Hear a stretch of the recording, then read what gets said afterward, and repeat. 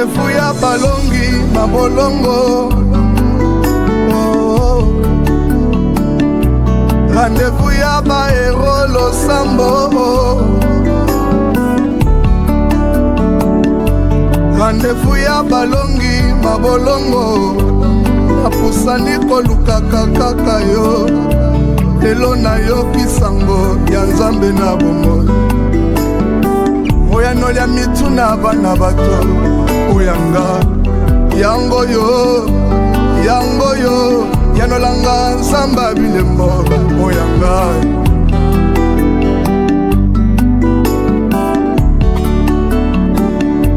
rendez-vous ya balongi mabolongo. Napusani kolukaka kaka Yesu. Ngai oyo na umeli awa. Napusani kolukaka kaka yo. Yanga liboteka ngami na mibeko ya molili. Napusani kolukaka kaka yo. Naye na yo kisango ya nzambe na bomoi. Moya nolaka mituna bana bato. Oyanga yango yo yanolanga olelanga na lelaka Zambe na ngai natiki misala kaka kolanda yo Zanga Roxie Zambe Apambola Biso, bonjour bien-aimés dans le Seigneur, shalom peuple de Dieu, bienvenue dans ce nouveau rendez-vous de vainqueurs de ce jeudi 11 septembre 2025.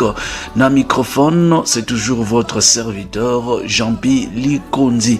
Zambe Apambola Biso, bisika nyonso tozali, quel que soit côté ozolandela biso, Zambe Apambola Biso. Na ebike toza un peu éparpillé partout. Tikete nzamba pambola biso bandeko bazolanda biso a partir ya réunion kuna na ile réunion nzamba pambola biso nzamba pambola bino vraiment bandeko bazana Brésil bandeko bazana Angola na Afrique kuna na Congo Kinshasa Congo Brazzaville nzamba pambola bino pe ba nyonso bazolanda biso na États-Unis d'Amérique ozokata pongi na yo pona okota na programme o nzambe apambola yo ozana nzela na mutuka na volant ozolanda biso nzamba pambola yo même kuna na Océanie na Australie na Asie partout bozolanda biso nzamba pambola bino kimia na nzambe ezala partage na bino. Bien-aimé, nous continuons avec notre programme de prière intense otobengi tolobi. Cette fois-ci il faut que nzambe abongo la kolela na yo e bongo anesengo.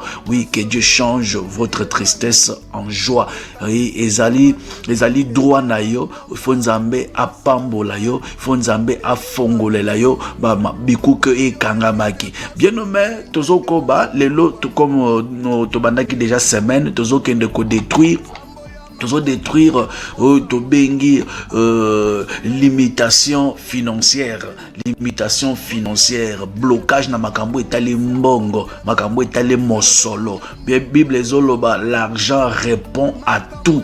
Bien-aimé, okozala no na mbongo, ozana mayele, okozana na mayele plutôt, ozana nyonso sagesse intelligence, mais tango kobando pese ba idée ata soki eloko ezate oya yo sagesse wana ekozala sans valeur mutako chango kate, comme la parole de Dieu dit que non, la sagesse du pauvre a toujours été méprisée.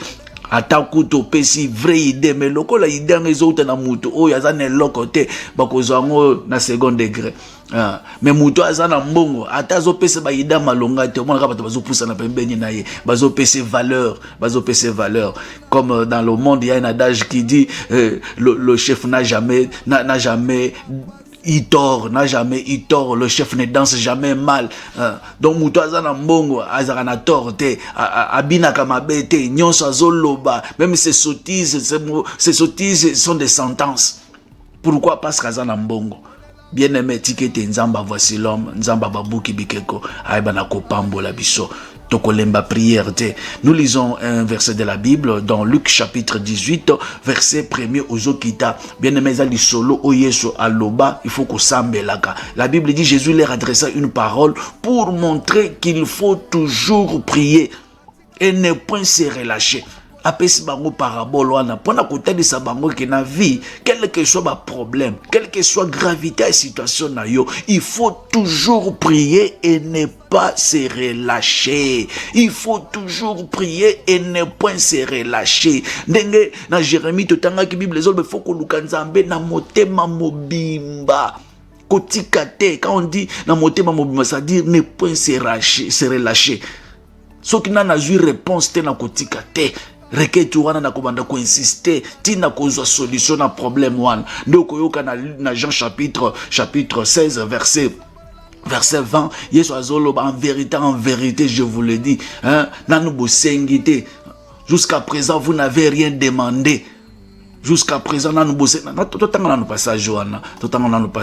jusqu'à présent, vous n'avez rien demandé. Jusqu'à présent, nanu bosengite. Hein, nanu bosengite, bosenga pote, esengu na bino ekoma meke, voilà lingala. Jusqu'à présent, vous n'avez rien demandé. Nous sommes dans Jean 16, verset 24 plutôt. Jean 16, 24, dans le bas qui 20, mais à 24, il faut plutôt corriger. Jean 16, 24. Jusqu'à présent, vous n'avez rien demandé à mon nom. Demandez et vous recevrez, afin que votre joie soit parfaite. Et Jésus s'adresse aux disciples, au bazaki naye bazo matabangomba bazo kitabiti le lona no sengite. Lokola ozo vivre dans la kati ya instabilité nano zuite nano sengite et pas nan Nzambe donc nano sambelite lokola nanu ozui mbongo te nano sambelite. Lokola mariage olukaka nano zui angote nano sambelite. Lokola maternité fongwami nano te ozo luka Nzambe pesanga mabota. Lokola nano zui mabota te, tu n'as pas encore prié. Jésus dit jusqu'à présent vous n'avez rien demandé à mon nom. Bosenga, demandez et vous recevrez, afin que votre joie soit parfaite. Laisse que la prière que nous allons faire aujourd'hui, Nzambe a répondre yo, afin que ta joie soit parfaite, afin que tu aies un sujet et un témoignage. Pourquoi pas? Que Dieu vous bénisse bien amen. Makanise simba ya Nzambe.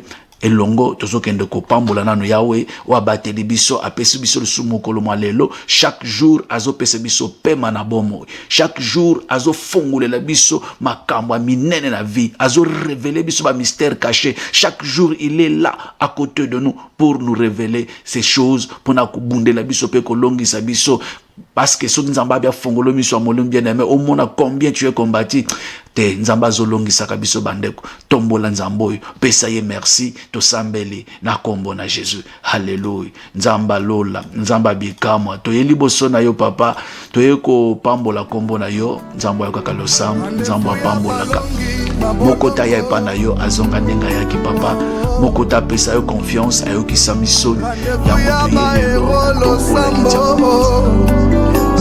la yo éternel notre Dieu parce que tu exauces rendez-vous ya balongi babolongo apusani koluka kaka yo elona yo kisango ya Nzambe na yo parce que ozoko bakobundela kanga na ekotombola yo éternel notre Dieu parce que ozopesanga victoire kona bangula na ngai na ekotombola yo c'est notre Dieu parce que Yahweh ozali wa yo kaka losambo na ekotombola yo Père parce que ozopesanga makasi ya kokoba na prière et ne point se relâcher na ekotombola yo éternel notre Dieu peso merci parce que ozopesanga bakapacité ya kotenir na kati na bitumbo ya molimo ya kotenir na kati na bitumbo ya molili na tenir na kati na bitumbo ya mokili ozopesanga force ozopesanga capacité ya mona tondi botondi éternel notre Dieu sois béni sois élevé Seigneur sois exalté sois magnifié éternel Nzamba lola mokote apesa yo confiance ayo kisamisoni Nzamba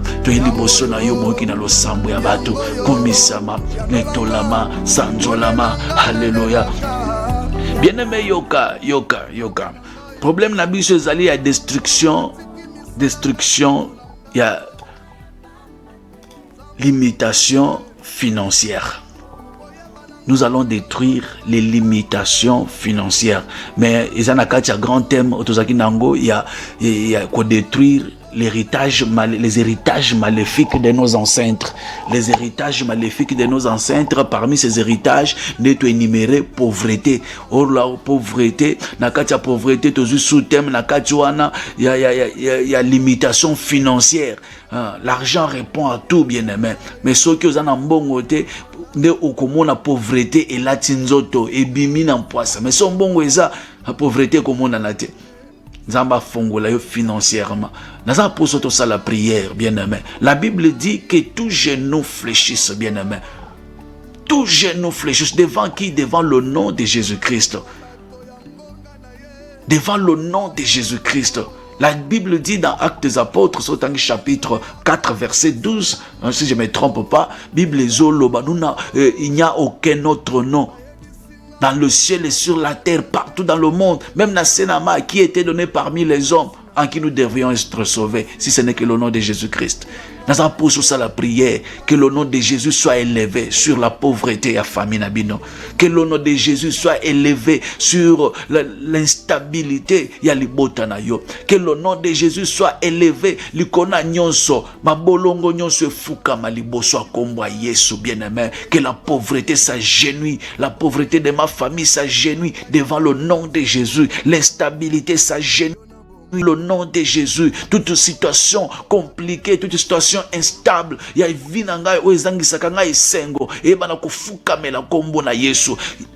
Tombola mongongo banda ko sambela bien-aimé, sambela même célibat famille fukamela yo dans le fukamela kombo Yesu dans le nom puissant de Jésus. Éternel Dieu, Zambalo Zambabika Zambe na nguya toyeli bosola yo tendre Yahweh nyonso ekumba mela yo toyeli lope ko présenter yo ba situation difficile ya libota na ngai ya kolobete efukamela yo Nzambalola situation difficile ya vinanga efukamela yo éternel mon Dieu mon roi, instabilité ya famille nanga efukamela yo éternel mon Dieu mon roi. Yahweh pour situation nyonso imposée ozo landa vinanga ozo zangisa ngai sengo na sena moyo oh efukamela yo Seigneur notre Dieu. Tombwama régner Yahweh règne na yo etalisama na vinanga na libota nanga na misala nanga règne na yo etalisama Nzambalola règne na yo etalisama Yahweh règne na yo etalisama nyonso ngumba mela yo Père éternel ezala baloi ya famille nanga baloi ya coutume baloi ya ba chef coutumier o basiba imposa kabiso pauvreté médiocrité instabilité servitude nyonso tangami ya mongu na Satan ebana kufuka maliboso na kombo na Yesu. Yahweh nyonso fuka mela yo yo tombama yo mata yo konza na vinanga zo esika bokonzi et c'est là dans le nom de Jésus.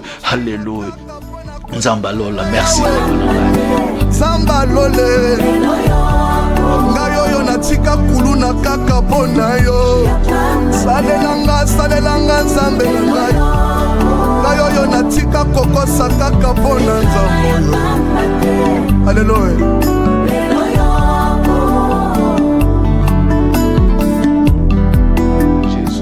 Bien-aimé yoka Nzamba pambolo place ozali naza na posa sikoyo ozonge pana Nzambe osumilier na makolo na nkolo na liboso na Nzambalola. Bien-aimé yebete Nzambe le abunda kabiso yenda pesa kabiso victoire yenda yoka losambo na biso. Il faut entre yo na ye harmonie ezalaka, entre yo na ye microbe moko te ezalaka.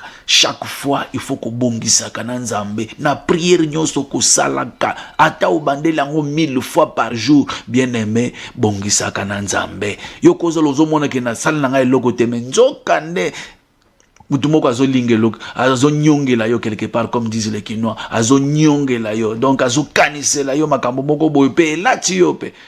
La Bible dit à 1 Pierre chapitre 5 verset 6 humiliez-vous donc sous la puissante main de Dieu afin qu'il vous élève au temps convenable. Tu veux que Dieu t'élève au temps convenable. Na moment ya Nzamba sa programme pour te yo ozale lever yo vivre le boko na Nzamba. Mais si écoute yo na ba problème, écoute yo na ba salité tout autour de toi. Mon appel lipambolele ki e komi pene na yo te. Donc au raté yango ou échapper na yango. Humiliez-vous donc sous la puissante main de Dieu afin qu'il vous élève au temps convenable. Tozozonga na loboko na nzambe kitisa liboso na nkolo. Yebise Seigneur, talanga na sena grâce na yo, talanga na sena ngolo na yo, talanga na sena mawa na yo. Yawe kotangela nga mabunga te. Soki na vi na ngai eza na eloko moko na sala, likambo moko na sala, pratique moko na kenda ko sala esepelisa yo te. Maloba moko na bimisa esepelisa yo te. Na famille na ngai cérémonie moko basala esepelisa yo te. Lelo ekangi bambongo na biso, ekangi vi na biso. Nzamba lol yoka biso mawa, tala biso na sena compassion na yo, to sambeli na kombo na Jésus. Nzambe to liboso na yo papa na ngai.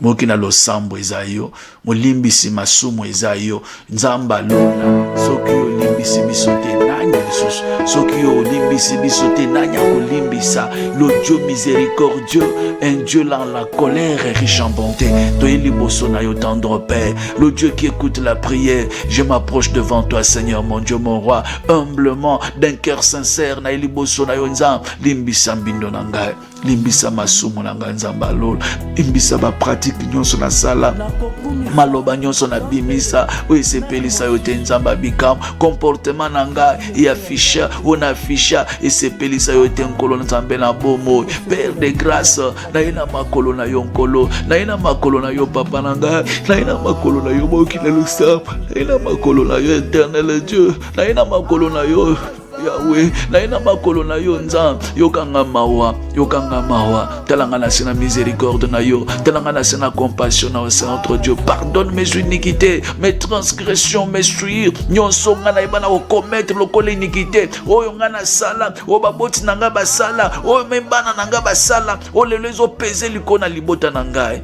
Aie pitié de nous. Yoka biso mawa nzamba lol, tala biso ne kulusu na yo Père, parce que na ibete parmi bato kufela na kulusu biso peto na kati nzamba lol, parmi bato yotangisi la makila na Golgotha, ngape naza du nombre éternel. Yahweh, aie pitié de moi papa, aie pitié de moi, pardonne mes iniquités Seigneur, pardonne mes souillures au Dieu tout-puissant, pardonne mes transgressions Seigneur. Yahweh limbisa nyonso nga na bana ko commettre le kol iniquité nzamba lol, aie pitié de moi papa, aie pitié de moi tendre Père, aie pitié de moi puissant déjà. Na ina makolo na yo nzambe, yokanga mawa papa, yokanga mawa, makila na yo esokola ngai, makila na yo purifie ngai, makila na yo sanctifie ngai, nzamba lola, na yebana au Seigneur Dieu, comme dit ta parole, qu'en tout temps, que mes vêtements soient toujours blancs et que l'huile ne manque pas sur ma tête. Éternel Dieu des armées, na ina makolo na yo papa na ngai. Akitaki na se, bona kokufela ngana yo. Bien-aimé, écoutez, la Bible dit que celui qui n'a pas l'esprit de Christ, il ne lui appartient pas. Or, l'esprit de Christ, c'est le guide, c'est le consolateur des puissances. Où il s'akabiso, il révèle l'akabiso, même un mystère caché. Où il peut s'aka discernement, c'est la puissance. Il peut s'akabiso discernement. Il fongo la cantandement abiso. Le Saint-Esprit. Je ne vous laisserai pas orphelin. Il est avantageux pour vous que je m'en aille. Pour n'atteindre la vie, le consolateur. Le consolateur est déjà là. Yebisa nzambalola, que ton esprit habite en moi, que ton esprit de vérité me guide, que ton esprit de vérité m'oriente. Yawo nazala toujours sensible na mongongo na yo, nazala distrait molimo na yo, azala toujours wana pona ko révéler ngai, o ezali volonté na yo, nazala pe sensible ne lobeli na yo, nazala sensible n'orientation ya yo, to sambeli na kombo na Jésus. Alléluia.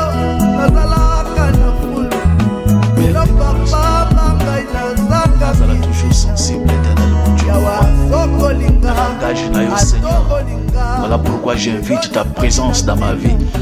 J'invite ta présence, éternel notre Dieu. Que ta présence étalissama toujours na vie nangai. Cher Saint-Esprit de Dieu, habite en moi, cher Saint-Esprit de Dieu. Remplis-moi, cher Saint-Esprit de Dieu. Que ma coupe déborde, que ma coupe déborde, éternel notre Dieu. Que ma coupe déborde, oh Dieu de grâce. Que ma coupe déborde, éternel notre Dieu. L'esprit d'intelligence, l'esprit de sagesse, l'esprit de discernement, l'esprit du commencement. Yahweh, la Bible me dit qu'en réalité, dans l'homme, c'est l'esprit, le souffle du Tout-Puissant qui donne l'intelligence. Cher Saint-Esprit de Dieu, toi le souffle du surnaturel, yako vanda katinangai, yako fongo l'entendement nangai, yako fongo intelligence nanga, ya kopesa bwanya sagesse, intelligence dans tout ce que je fais. Cher Saint-Esprit de Dieu, seul je ne peux rien, mais avec toi je ferai des exploits, éternel Dieu.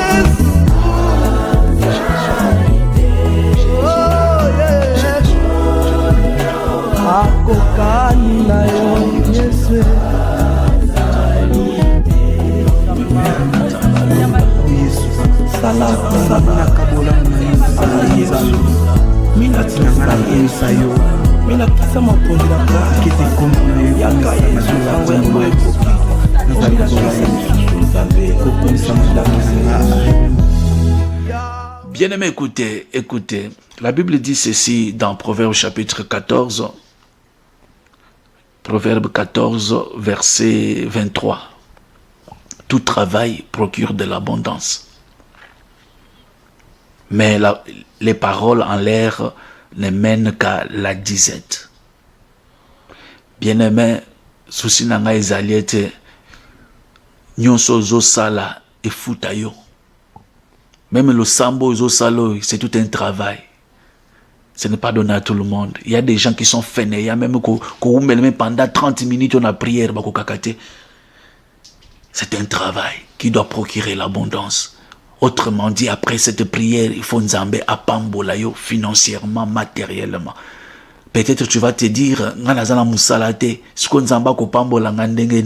parce que Bible le tout travail procure de l'abondance. Bien aimé, nzambende abeta carte. C'est lui le metteur en scène. Azar na solution est belée. Multiples solutions, multiples stratégies. Ya ko fongo la vie na yo, ya ko pambola yo. Ya ko tambuso sur le chemin de la réussite. Aza poso zonga la makolo na nzambe sikoyo.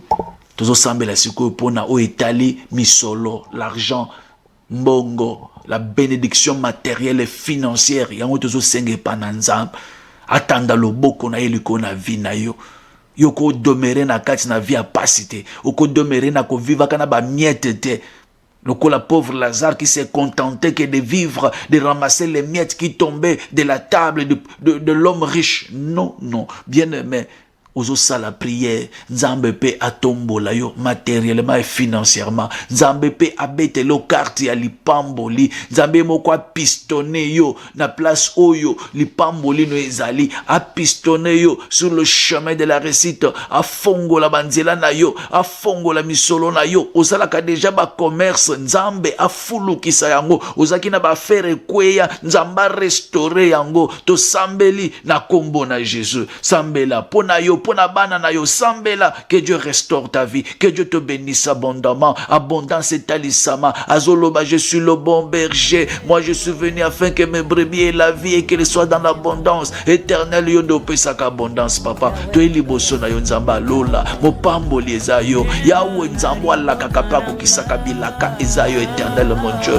Nazongi na makolo na yo nzamba lola. Nazongi na makolo na yo libanga la bileko. Nazongi na makolo na yo père. Yawe Pambolanga, Nzamba Mikam, Pambolanga, éternel notre Dieu, Pambolanga, Père de grâce, Pambolanga, puissant de Jacob, matériellement, financièrement, Yahweh Ngape na Fuluka, Vinanga Pe Nganga, Vinanga Pe Fungwama, matériellement et financièrement, Seigneur, Vinanga Pe Fungwama, Yahweh na compté ba montant minene ya Vinanga, ba compte bancaire nanga est gonflé. Oui, tu es le Dieu, tu as la capacité, ya kusala yango, yomoko yebi par quel moyen, par quel canal, oko fongo la Vinanga. Oui, Seigneur, je me rappelle, tu as pris Abraham de la maison de son père, tu l'as fait sortir de la maison de son père, tu l'as fait sortir de sa patrie, tu as fait de lui un grand nom, tu as fait de lui une source de bénédiction. Tu n'as pas changé, éternel mon Dieu, mon roi, tu es le même Dieu, le Dieu qui a travaillé avec Abraham, tu n'as pas changé, le Dieu qui a béni Jacob, tu n'as pas changé, le Dieu qui a béni Isaac, tu n'as pas changé, le même Dieu que je sers, tu es le même. La Bible me dit que tu n'es pas un homme pour mentir, ni un fils de l'homme pour se repentir. Éternel le Dieu, étends ta main de miséricorde sur moi, j'ai besoin de vivre la grandeur que tu m'as promis, Seigneur. La grandeur que tu m'as révélée chaque fois, la grandeur que tu ne cesses de me révéler, Éternel notre Dieu, j'aimerais la vivre, j'aimerais, Seigneur notre Dieu, la palper, j'aimerais, Seigneur notre Dieu, que ça soit une réalité. Et l'ongwa masapo, et comme ma réalité, papa, et l'ongwa masapo, et comme ma réalité, cette grandeur, oh la kangai, na vivre, mon Seigneur, mon Dieu, mon roi, bénis-moi, papa, fongo la vinanga, papa, pambolangai, matériellement, pambolangai, financièrement, pambolangai, matériellement, pambolangai, financièrement, fongo la bikuke ya mapamboli na vinanga, fongo la bikuke ya mbongo na nzela nanga, fongo la bikuke ya mbongo na vinanga, Éternel notre Dieu, fongo la Père tout-puissant, alléluia, Nzambe, restez talisama, alléluia. Bien-aimé, écoutez, il faut réussir la vie, il faut réussir, il faut, je dis bien que il faut réussir la vie, c'est une obligation. Parce que ce que réussir était bien aimé, même comme Nzambo tozo memo, il faut finir ça. Ce qui biso to simbongo te, ce qui to pambola mite, même comme Yesu tozo tango, il faut finir ça. Même na ba démarche ozo sala ba mikanda mata kita ba misala, ce qui simbite comme Nzambo il faut finir ça. Oyebi combien de bato bako pengwa. Pourquoi yo réussir te? Na volonté opesaka na makambo na Nzambe, na volonté to mikabaka na makambo na Nzambe, na ba prière na munoko makaso to chaka na makambo na Nzambe, soki simbite na kombo Yesu efingisa mi bandeko. Donc tu n'as pas droit à l'échec, tu n'as pas droit à l'échec. Pe Nzambe akoki jamais ko abandonner biso, akoki te. Même ne fils que pona kombo na ye kaka pour son nom, pour kombo nezwa lokumu, Nzambe aza obligé à kopambola biso, aza obligé. Parce que son nom est kofingi sama, bapagano bakoseka, bakochola. Combien bazo proposer biso, kota maison boy, yaka na loge boy, okoma na mbong, yaka club boy, okoma na mbong. Combien bazo proposer biso to kota? Na ba club na bango pe makambo fongwa, mais tozo boya. Bakoseka biso soki Nzamba salite. Nazala poso sa la prière bien-aimé dans le Seigneur. Yebisa Nzambe te longola soni ya libota na ngai, longola soni ya famille na ngai, longola soni Père o elati ngai, tout sauf la honte Nzamba lola. Yahweh Mungu nazwa sujet ya ko développer te likolo na ngai, bazwa sujet ya lichote likolo na kombo na Nzambo nazo mema to sambeli na kombo na Jésus. Alléluia. Oh Dieu de grâce, Dieu d'amour, to eliboso na yo papa. Tout sauf la honte, Éternel notre Dieu. Longola soni o Nzambe, pambola biso, longola soni ya mokili, longola soni, longola vie ya pasi, longola vie ya bokawu kivu, vie ya misère, o diable aza ko imposer na bana na yo, longola Seigneur, pesa gloire na kombo na yo, pesa lokumu na kombo na yo Seigneur notre Dieu. Le monde observe, le monde nous regarde, le monde attend, et bazozela bamona, le monde attend, bazozela bamona, ils attendent bamona Nzambango asaleli enini, balobaki Petro basambeli pe mingi, qu'est-ce que leur Dieu a fait? Nde bazozela bamona Nzamba lol, Yahweh longola soni oyo, ne fiskata pona kombono Yesu Masia, longola soni oyo, longola soni oyo, longola soni oyo, longola soni oyo, instabilité, médiocrité, pauvreté, Yahweh longola soni, bien-aimé, ozo sambele, soki ezami be kwa famille ndezo pezaka likona biso to simba mbongo te, toza toujours na vie instabilité, Nzamba kangola biso. Le cheval est équipé pour le jour de la bataille, mais la délivrance appartient à l'Éternel Dieu. Yebisa ya kangola yo, abi miso na kati na libuluan, abi miso na kati na vie à médiocrité, ya famille, tu hérité na famille, vie à échec, tu hérité na famille, pauvreté, tu hérité na ba famille, na ba belle famille, to kotisa mutu, Nzamba kangola biso, Nzamba délivrer biso, tombola mongongo banda ko sambel, Nzamba lola, yebikisaka babeli, liloba na yo nkolo, etombolaka bao babokama na fulu, liloba na yo papa, ozozela selo Yahweh, simbelelanga motema, tala tata na nsima komona libota na nga na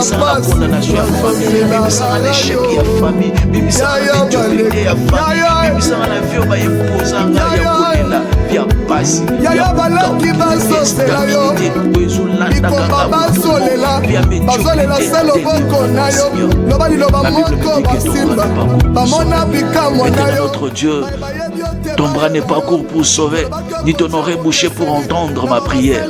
Étends ta main de miséricorde, délivre-moi Seigneur, délivre-moi de cette puissance maléfique, de cet héritage maléfique de la pauvreté. Délivre-moi de cet héritage maléfique de ma famille, que j'ai hérité de ma famille, la malédiction que j'ai hérité dans ma famille, la pauvreté que j'ai hérité dans ma famille.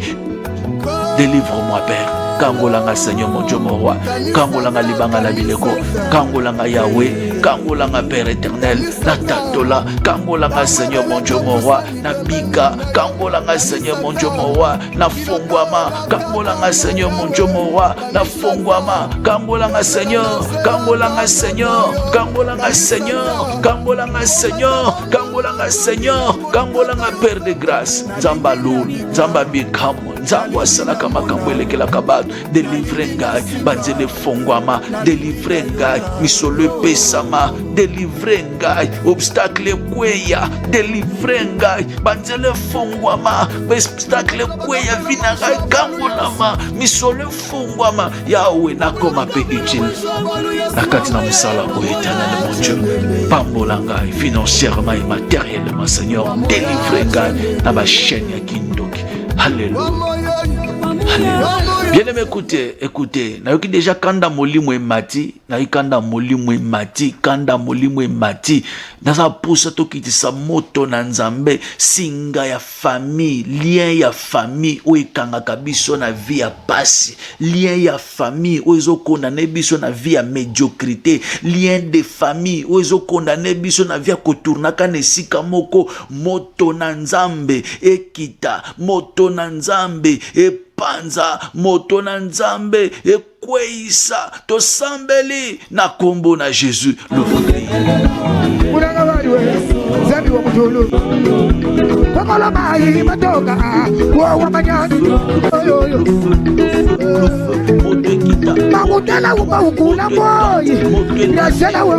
Le puissant de Jésus moto ekita na kombo na Jésus nazokata basinga famille, nazokata basinga coutume, nazokata basinga famille eyamba moto ezika na kombo na Jésus, ezika na kombo na Jésus, ezika au nom puissant de Jésus, ezika na kombo na Jésus.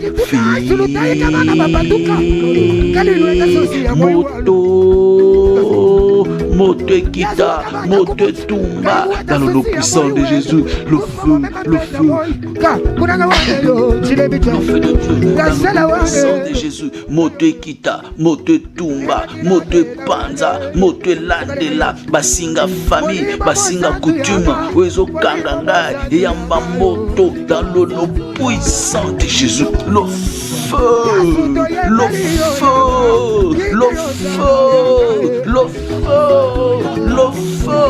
moto, basinga katana dans le nom puissant de Jésus.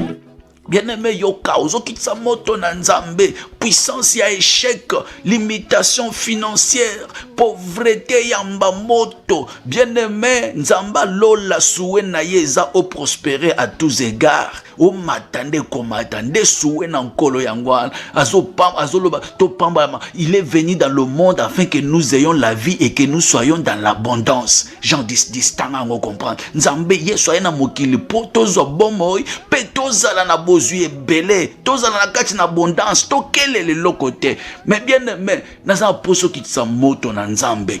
Puissance ya pauvreté, ce qui est des démons géants ya famille na bino ayamba moto, médiocrité oba imposa, puissance ya médiocrité, pauvreté, limitation financière. Oh bâti la barrière, tu ne peux pas franchir. Moto na nzambe kita, barrière wane kweya, limitation financière et panzana dans le nom puissant de Jésus. Yo mata, yo bonga, to sambeli na kombo na Jésus.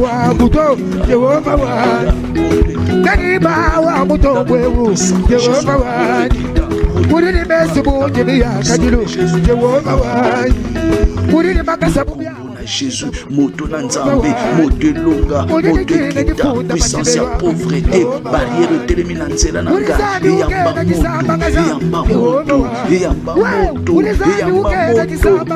moto, na kombo na Jésus, yamba moto, le puissant de Jésus, le feu de Dieu, le feu de Dieu, le feu de Dieu, le feu de Dieu, le feu de Dieu, le feu du Saint-Esprit, le feu de l'Éternel, le feu de vous. Yamba moto zika, muyane zika, mokoleka muka, yamba moto, médiocrité yamba moto, pauvreté à famille yamba moto, le feu, le feu, le feu, le feu, le feu, le feu, le feu, le feu, moto kita, dans le nom puissant de Jésus, le feu. Bien-aimé yoka, tozokoba, yoka, nzamba pambola yo, parce que zo sambela bien. Bien-aimé, il faut fongwama. Barrière moko te fouite les mananzela na yo. Pour osimba misolo mata vie fongwama. Il y a aussi une part que tu dois faire. Il y a la part de Dieu, il y a aussi la part de l'homme. Oyo salon de part na yo. Même sur le plan ya misolo, bien-aimé, ba principe eza préalable les alaka pona misolo. Entre autres, tout travail procure de l'abondance. Il faut travailler. Alors, travail, on ne faut pas fongolo ba porte bien. Kolala kaba pongite o la les autres nzamba pambolo. Non. Il faut frapper des portes. Il faut que téléma, il faut que frapper ma porte, il faut que luka. Parce que si on tire le kangami na chambre, les pambolé ko landa na chambre te. Dans Mokili balobaka, la vie appartient au courageux. Dans Mokili baloba bongo, la vie appartient au courageux. Et ngana ko bakiselo boy, ata oza courageux. Mais il faut être rapide. La vie appartient aux courageux les plus rapides. Parce que quand on a courageux, les pamboli en one était l'ennemi. Mais ce qu'on a qui dit, donc la vie appartient aux courageux mais les plus rapides. Il faut tellement au sala quelque chose. So tani mukana na nzambe na Proverbe 24. Proverbe 24, banata na verset 32. Azolo banine. J'ai regardé attentivement et j'ai tiré instruction de ce que j'ai vu. Qu'est-ce que tu as vu, le psalmiste Mutumayele? Qu'est-ce que tu as vu? Abi, j'ai regardé attentivement et j'ai tiré instruction dans ma monaki. Un peu de sommeil, un peu d'assoupissement, un peu croiser les bras pour dormir. Bakisale Irlande. Un peu croiser les bras, un peu distrait, un peu boinabo, un peu aux hôtels la famille, aux hôtels la tata moisi, un peu makanisika que nazana ndeko na poto, un peu makanisika que non, mobali akufa, nazana mobali salaka nanala nanga ba pongi. La Bible dit et la pauvreté te surprendra comme un rôdeur et la disette comme un homme en armes. Bobola ekolata yo. Nazana poso kitisa moto na nzambe na nzoto na yo. Puissance nyonso ya léthargie ya bolembu o ba kotisaka na vina yo. Puissance nyonso ya ba lourdeur o bazo imposaka yo. O mona lipamboli ya ngwana ozo ki rendez-vous ba yebiso ke no yaka tel jour o banda ngwa entretien musala pongi na pongi o ba yo mona esprit moko yela ko ya bolembu na ko sala na ngango muko mususu moto na nzambe kita. Kindoki ya famille wana basi balatisi yo ya bolembu ya distraction moto na nzambe kite kota la vie ya bana na yo nyonso etangami distraction bolembu puissance molimo ya découragement na makambo molimo ya découragement na ba projet molimo ya découragement na ba démarche o nyonso diable aza ko imposer yo eyamba moto ezike tumbama to sambeli na kombo na Jésus. na kombo na Jésus, au nom puissant de Jésus, moto na nzambe kita, moto na nzambe tumba, dans le nom puissant de Jésus, nazokende ko kweisa, puissance ya lourdeur, puissance ya découragement, nyonso bazobeta nga lokola flèche, pona ko désorienter ngai, pona ko déstabiliser vie na ngai, pona ko déstabiliser vie ya bana na ngai, nazokende ko tumba, nazokende ko panza, na ko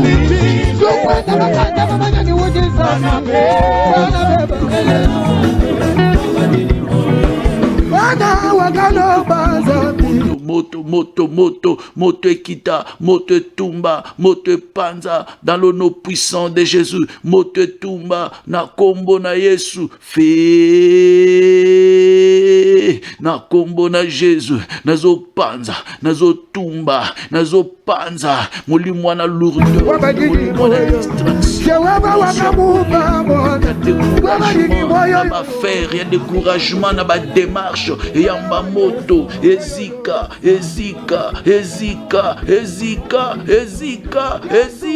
etumbama, na kombo na Jésus,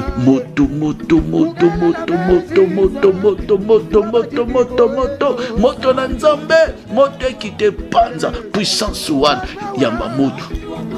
Bien-aimé yoka, moto kote na makila na yo, puissance ya pauvreté ya famille, ozo circuler na ba veine na yo, ozo circuler na ba veine na yo, linga koyoka solo mbongo te. Puissance wana elinga ko sentir mbongo ekota na vie na yo te, mbongo ekota na ndako te, mbongo ekota na famille te, bango bayaka kaka po bayiba, po ba détruire, po ba dévorer. Moto na nzambe kita, puissance wana oyo ekebenganaka mbongo na ndako, ebenganaka mbongo na famille, moto na nzambe kite koto, zobele la moto, que le feu descende dans ton corps, dans ton foyer, dans ta maison. Tout esprit qui repousse l'argent, tout esprit qui repousse les bénédictions. Quand il y a la bénédiction, il y a la bénédiction qui arrive. Nzambazo fongo la mbongo kota, mais bango balingi ba repoussaka. Que le feu de Dieu et qui ta puissance soit yamba moto, ezali ya contrôle ya famille, ezali ya surveillance ya famille, onyo se bengana ka richesse et bengana ka abondance et yamba moto et kende bosika to sambeli na kombo na Jésus. Moto na kombo na Jésus, na zokisa moto na nzambe na vida, moto kita, moto tumba, moto kita, puissance ya famille, ozo circuler na makila na nga, puissance ya famille, ozo circuler na foyer na nga, puissance ya famille, ozo landa vie na nga, ya mwasi na nga, bana na nga, pour kobenga na mbongo, pona kobenga na vie malamu, kati na nga, yamba moto, yamba moto, yamba moto, yamba moto, ezika, yamba moto, epanzana, yamba moto, etumbama, na kombo na Jésus, moto, le feu de Dieu, le feu de Dieu, le feu de Dieu, le feu de Dieu, le feu de Dieu, le feu de Dieu, le feu de Dieu, dans le nom puissant de Jésus, nous avons nous détruire. Dans le nom puissant de Jésus, nous avons prendre sa puissance et en bas moto, ezika, puissance ya famille, oui benga na kambongo, oui tout faka richesse et en bas moto, le feu, belle la moto kita, moto tumba, moto panza, dans le nom puissant de Jésus, puissance soignée à famille, où elle limite à kabiso, et en bas moto, et l'ingakato simba mbongote, et en bas moto, la combo na Jésus, au nom puissant de Jésus, moto na nzambe kota, moto na nzambe kota, moto na nzambe kita, et tumba, puissance soignée à bas moto, dans le nom puissant de Jésus, le feu, le feu, le feu, le feu, le feu. Bien aimé, écoutez, n'habitez sur na famille na bino, ils en a ba décideur, ba décidaka. Donc moi, clique à Batumoko, c'est eux qui décident sur le devenir des gens. Ils décident, donc spirituellement, ce sont eux qui prennent des décisions sur la famille, sur les enfants. La famille, oh, moi na kinganya kusimba mbongo te, kuna bana basi, bakobala te. D'accord, moto ekita. C'est pour ça que tu invites le feu, que tu invoques le feu de Dieu et qui t'a la vie na yo. tous les décideurs de la famille, tous ceux qui prennent des décisions spirituellement na kati na libota na ngai, bazala ba belle famille na ngai, bazala ya famille na ngai, entourage na ngai, bazala ba boti o ba bota ngai, bazozwa décision spirituellement sur ma vie, pour te vie na ngai et se complique davantage, pour te vie na ngai kende liboso te, nyonso nazo sale simba kate, moto ekita ba décideur ya libota na ngai, tous ceux qui prennent les décisions spirituelles sur ma vie, que le feu de Dieu les consume maintenant, que le feu de Dieu les écrase maintenant. Élève la voix, commence à prier. Moto ekita, moto etumba, le feu, moto nanzambe, que le feu de Dieu descende maintenant dans ma vie. Tous les décideurs de la famille, tous les décideurs spirituels qui décident sur ma vie, sur mon sort, sur le sort de mon foyer, de mes enfants, quel qu'il soit, moto nanzambe tumbaye, va porter peine na bango, moto nanzambe lande la bango, na kombo na Jésus, na kombo na Jésus, na kombo na Jésus, fi, moto ekita, moto tumba, moto ekita, moto panza, ba décider ya famille ba kweya, ba décider ya vinangai, ba telemela ka vinangai, ba lingaka tenga na mata, ba décida ke chek na vinangai, bazala banani, bayamba moto, bazika, batumbama, na kombo na Jésus, le feu, moto ekita, moto etumba, moto panza, bazika, bakauka, batumbama, dans le nom puissant de Jésus, le feu, bazika, batumbama, dans le nom puissant de Jésus, misana bango ezika, bilembo na bango etumbama, na kombo na Jésus, moto ekita, moto panza, dans le nom puissant de Jésus. Bien-aimé yoka, tozokende kosala prière. Oya yo mbongo batika, oya yo batika. Ce qui est à toi est à toi. Ce qui est pour tes enfants est à bananayo. Ce que Dieu a déjà prévu pour toi, toi tu dois palper cela, tu dois toucher cela. Plan nzambe za yo fongwama, opambolama, ozala na mbongo. C'est ça le plan de Dieu bande konanga. Plan nzambe za tozala na abondance. Mais nani ye azoya po aiba oya yo. Nani ye azoya kangi oya yo bozu ya kia kangi yango quelque part po yo simba ngote. Azoya étoile ya bana na yo a étouffé yango. Naza poso bela moto na nzambe. Oya yo nyonso bakanga na monde à ténèbres batika. Moto ekita. S'il y a une prison spirituelle, là où on a caché ma richesse, on a caché mes finances. S'il y a une prison spirituelle de la famille ou de qui que ce soit, là où on bloque mes finances, on bloque mon élévation, on bloque mon étoile, on bloque ma vie, chance à vie nangai, moto nanzambe kita, moto kende panza, prison anekweya, mbongwe bima, prison anekweya, mabale bima, prison anekweya, misolo bima, prison anekweya, élévation na bima, to sambeli na kombo na Jésus, moto. Le feu de Dieu, le feu de Dieu, le feu de Dieu, le feu de Dieu, le feu de Dieu, moto panza, dans le nom puissant de Jésus, moto tumba, moto panza, la kombo na Jésus, moto tumba, moto panza, dans le nom puissant de Jésus, oyanga batika, moto ekite panza, dans le nom puissant de Jésus, prison de kweya, prison spirituelle, là où on a caché ma richesse, on a caché mon élévation, on a caché ma joie, et y a pas moto, ezika, na kombo na Jésus, moto ekita, prison ya famille, prison bakanga mariage, prison bakanga élévation, prison bakanga étoile nanga, eyamba moto, na kombo na Jésus, dans le nom puissant de Jésus, moto na nzambe, etumba, moto na nzambe, ezikisa, moto na nzambe, epanza, boloko anekwe. prison nekwe vina ngai bima, prison nekwe mbongo na ngai bima, prison nekwe moto na nzambe kita, prison epanzana boloko famille ekweya, boloko bakanga mbongo, boloko bakanga étoile ekweya epanzana dans le nom puissant de Jésus na kombo na Yesu Masi.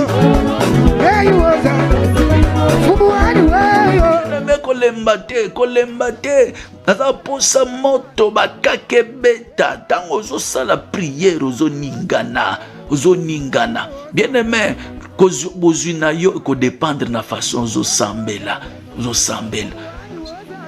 soki oza bolembu yebake vi na yo mpe bakomemango kaka na bolembu kakeke zala déterminé sambela na motema mobimba mpe nzambe akosalela yo. Naza poso kitisa moto na nzambe, moto ekite pasola, mapata efongwama. Soki eza na plafond moko eza koetufe élévation na yo, moto ekita mapata efongwama, vi na yo efuluka emata. Moto na nzambe kita na nzela na yo, soki eza na blocage moko etelemi, basi batongaki mire moko boyoko leka te, mire ekweya, mire ekweya, barrière ekweya, échec elongwa, limitation ekweya, ebaka nyonso batelemisio ekweya, barrière nyonso etelemi na nzela na yo ekweya, ozobelela moto, ozobeta maboko, ba plafond epanzana, mapate fongwa, ba barrière ekweya autour de moi, obstacle nyonso zali ko empêcher épanouissement na ngai, nazokende ko briser yango, nazokende ko kweisa yango, to sambeli na kombo na Jésus.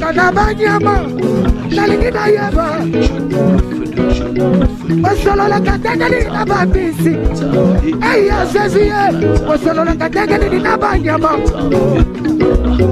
osolola kategeli na bakosi. Le feu, le feu, le feu, le feu, le feu, monte kita, monte tomba dans le nom puissant de Jésus. Barrière nyonso batie na nzela na ngai, limitation nyonso batie na parcours na ngai, obstacle nyonso batelemisi na nzela na ngai, na nzela bana na ngai, eyamba moto, eyamba moto, eyamba moto, ezika, eyamba moto, epanzana, obstacle wane kweya, na kombo na Jésus, barrière kweya, na kombo na Jésus, mire kweya, na kombo na Jésus, le feu de Dieu, le feu, le feu, le feu, le feu, le feu, le feu, le feu, moto, moto, moto, moto kwe, obstacle ane kwe, barrière kwe, bamire kwe, na kombo na Jésus, au nom puissant de Jésus. Bien-aimé yoka, ozoboya via ba miette. Le pauvre Lazare s'est contenté à vivre des miettes qui tombaient de la table de l'homme riche. Bien-aimé, toi tu n'es pas pauvre Lazare. La famille bazo imposer aux un comportement wana, ba imposer au comportement wana ko vivaka na ba miette. Tu fais un projet, tu sors aux mois 10 000 au CP, oh na sala qui projet moko côté c'est 10 000 mais pas dans Nzambe azomonango sont que des miettes. Nzamba azomonango ba miettes. Peut-être dans le compte bancaire, tu te retrouves avec un 5 000, tu vois que tu as beaucoup d'argent. Ils ont miette et pas dans Nzambe. Nzamba zomono au-delà de ça. Dans un poste qui te moto dans Nzambe, ba miette au bazako imposé yamba moto. Moi, je ne dois pas me contenter de miettes. Tu refuses cette vie à ba miette. Via ko vivre kaka na ba moyen moko ezangatina moto ekita via ba miette yamba moto. Via ko vivre en dessous de la moyenne, que le feu de Dieu descende et tombe. Moi, je ne dois pas me contenter des miettes. Que le feu descende. Vignon sur médiocrité. Vie instabilité, médiocrité. Et yamba moto. Échec, pauvreté. Et zika. To sambeli. Na kombo na Jésus. Médiocrité yamba moto. Via ba miette zika. Ba miette tumbama. Dans le nom puissant de Jésus. Moi, je ne dois pas me contenter de miettes. Yamba moto zika. Dans le nom puissant de Jésus. Le feu. Le feu, le feu, le feu. Na la bengami na abondance, na bengami na vivre l'abondance. Ya ko palper ba monta minene, ya ko compter ba monta minene. Na bengami na abondance, na nabengami na kovivre au-delà moto ekite tumba via bamiete ya moto via bamiete ya moto via bamiete ya moto na kombo na Jésus na kombo na Jésus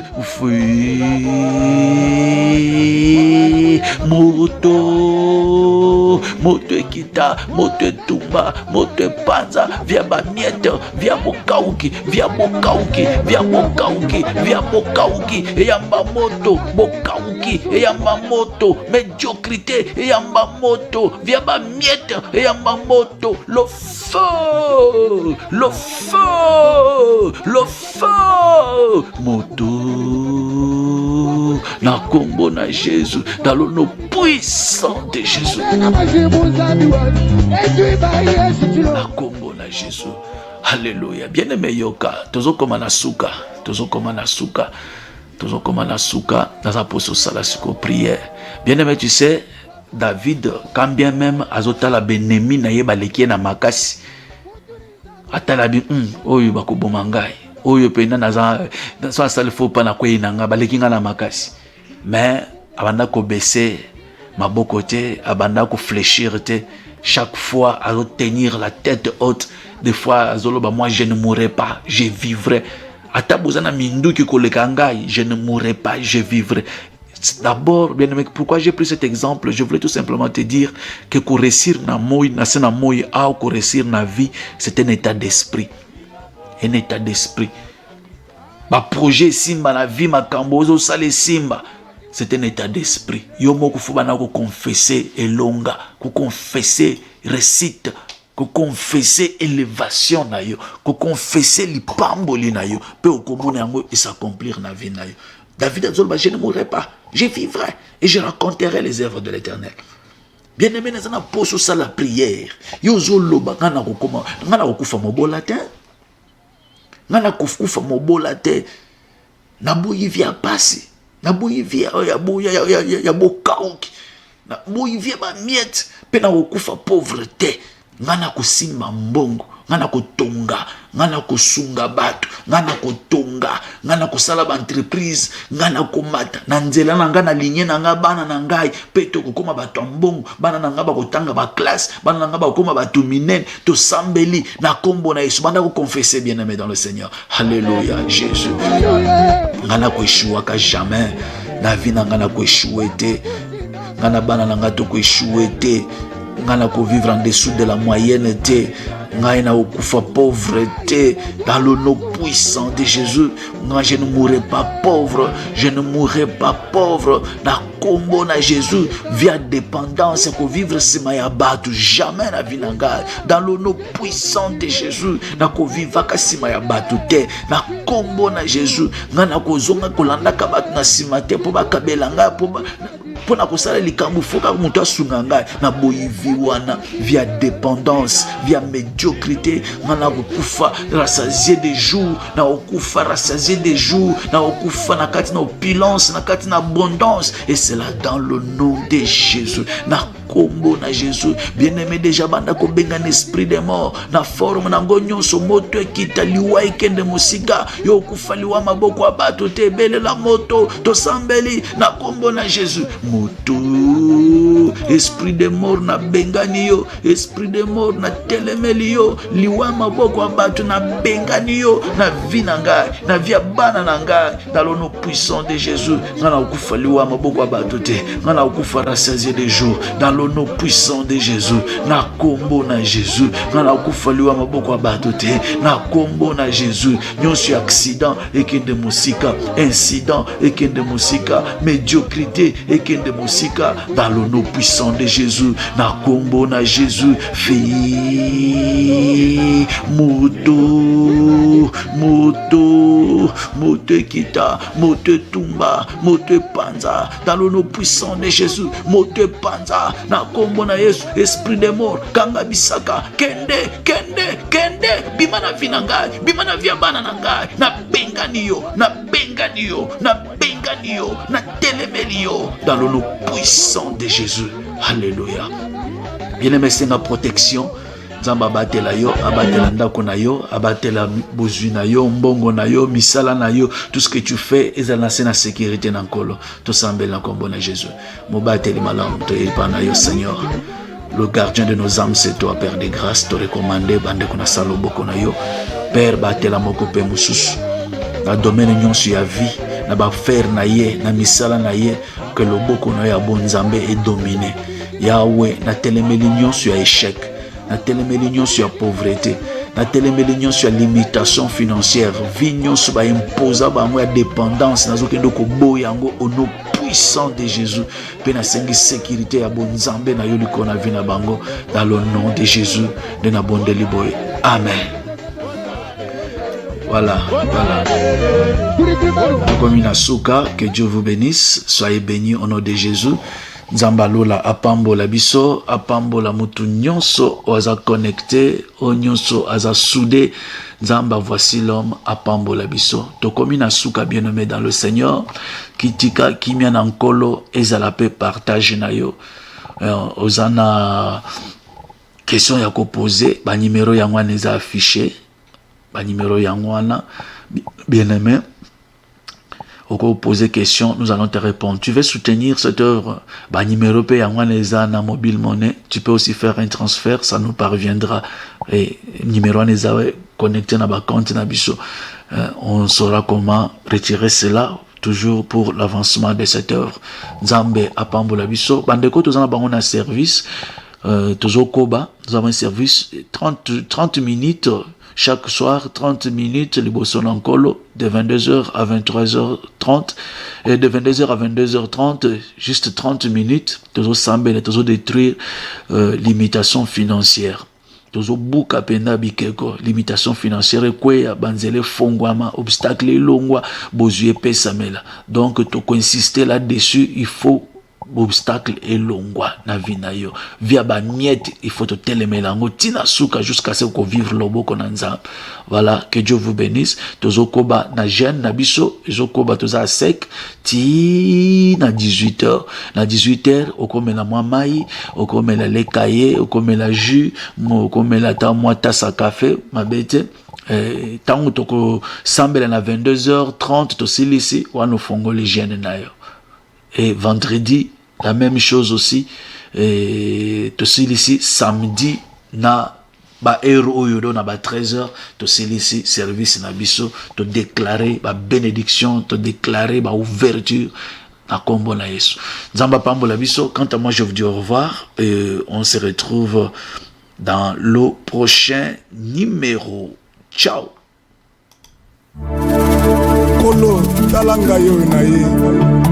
Solution na ngai ya suka eza kaka mobele pa na yo otikanga te. Rendez-vous ya balongi mabolongo,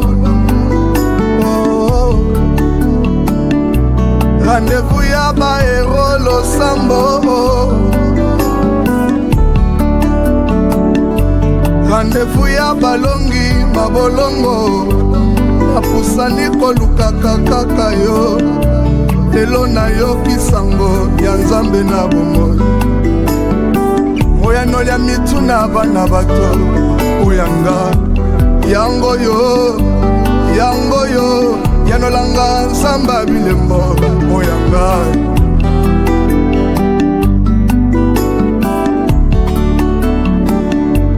Rendez-vous ya balongi mabolongo, napusani kolukaka kaka Yesu. Ngai oyo na umeli awa, napusani kolukaka kaka yo. Yanga liboteka ngami na mibeko ya molili, napusani kolukaka kaka yo. Naye na yo kisango ya nzambe na bomoi, moyanolaka mituna bana bato oyanga yango yo yanolanga olelanga na lelaka zambe na ngai natiki misala kaka kolanda yo zanga roxie oyeba na ngai na yo toyeba na yawe zambe na bomoi na mati na ngomba na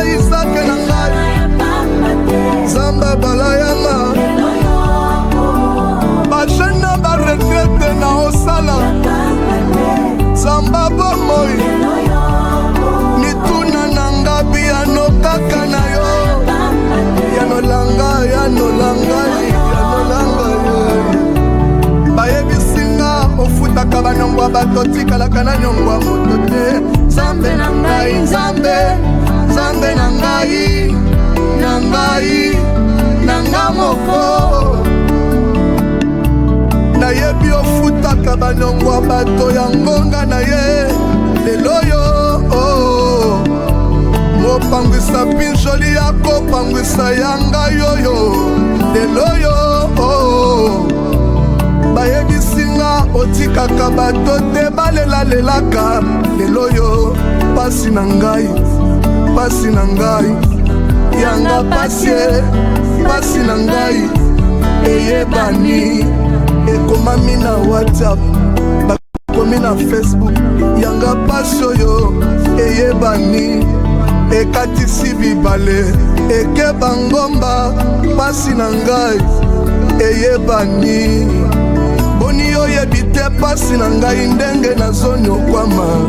Nzambe yo na bomoi, sambo ya makoki akoyeba posa moto, ata na pinjoli na ye ya miso ntango alelaka. Boni oyebi te pasi ya motema, nalobela nani ngai oyo. Makambo etondinga na motema,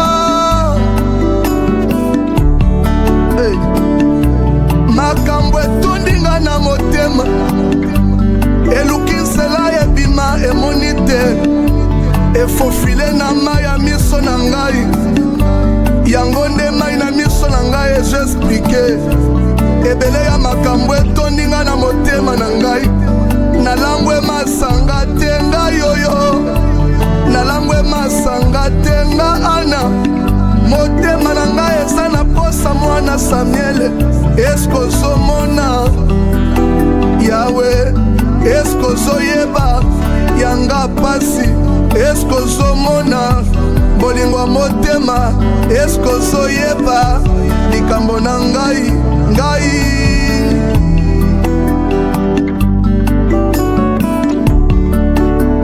Olelanga na lelaka ai, pinjoli na ngai ekomi lokola ya mbisi na ebale. Ngayo nanyatala nanyamonanga, pasi na nga eleki ye. Natika moshina kaka mpo na kolanda yo Yawe, Nzamba lole. Ngai oyo natika kuluna kaka mpo na yo. Salelanga, salelanga Nzambe na ngai. Ngai oyo natika kokosa kaka mpo na Nzambe oyo. Haleluya.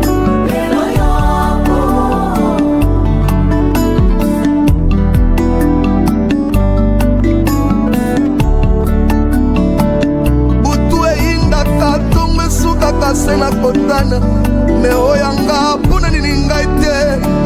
Na umeli awa sambalanga loboko, na simba na mona na tatola yo enumai.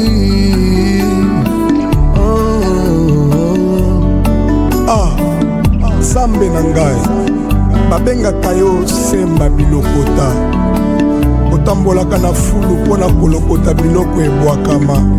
Nalingi natuna olekaka lisusu te, mpo ngai awa na umeli moto te atala. Nzambe na ngai, Nzambe na ngai.